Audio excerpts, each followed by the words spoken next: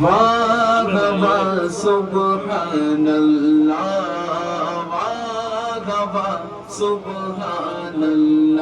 सब मिले पढ़ें।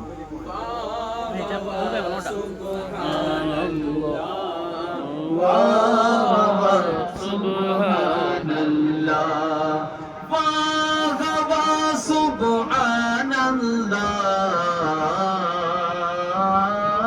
वाह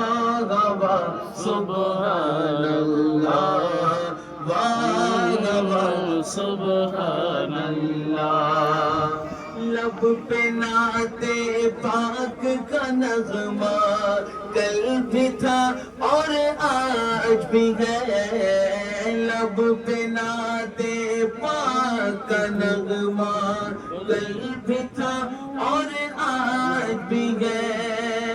मेरे नबी से मेरा रिश्ता कल भी था और आज भी है। बोलो सुब्हानल्लाह, वाह वाह सुब्हानल्लाह। फज़ल मौला से क़यादुल क़ादिरी दूल्हा बना। फज़ल मौला से क़यादुल क़ादिरी दूल्हा बना। खुशनुमा खुश रंग फूलों का सर से गिरा सजा। वाह वाह सुब्हानल्लाह, वाह वाह सुब्हानल्लाह। আর দুজন স্বামী স্ত্রী যে মাশাআল্লাহ এখন হয়ে গেছে শরীয়তের মোতাবেক, এনাদের দুজনের জন্য আমাদের পীর মুর্শিদ কিবলা আমির আহলে সুন্নাত দোয়া করেছেন। সুবহানাল্লাহ, সুবহানাল্লাহ। ये मियां बीवी रहे जन्नत में यकजा है खुदा। ये मियां बीवी रहे जन्नत में,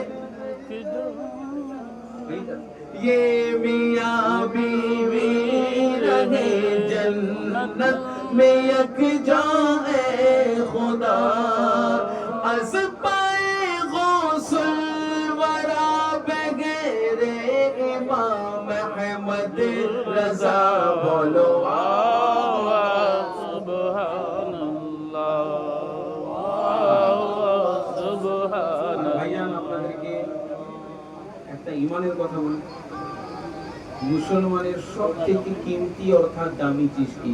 আলী ভাই আপনি বলেন। ঈমান। ঈমান কোন মার্কেটে পাওয়া যায় না, টাকা দিয়ে কিনতে পারি। কোন কালার, কোন ঈমানের হাইট, কত চওড়া, কত পাতলা, কত লম্বা, এরকম কিছু না।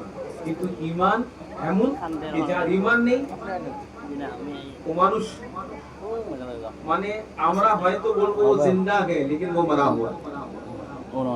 जिसका ईमान है वही जिंदा है। ईमानটা কোথা দিয়ে আনবো প্রশ্ন? তো আপনারা বলবেন লা ইলাহা ইল্লাল্লাহ মুহাম্মাদুর রাসূলুল্লাহ। আপনারা কি বলবেন? লা ইলাহা ইল্লাল্লাহ মুহাম্মাদুর রাসূলুল্লাহ বললে ঈমান এসে যাবে। তো আমি ওটাই বলছি, অবশ্যই এসে যাবে। কিন্তু ঈমানের তো বিভাগ রয়েছে বিভিন্ন। ঈমানের বিভিন্ন বিভাগ। হয়তো আলিমে বলবেন কেন ঈমানের বিভাগ? ঈমান তো একটা, আল্লাহ এক, রাসূল এক, ঈমান এক। আচ্ছা, তাহলে জান্নাতের দরজা কত বলেন আপনারা?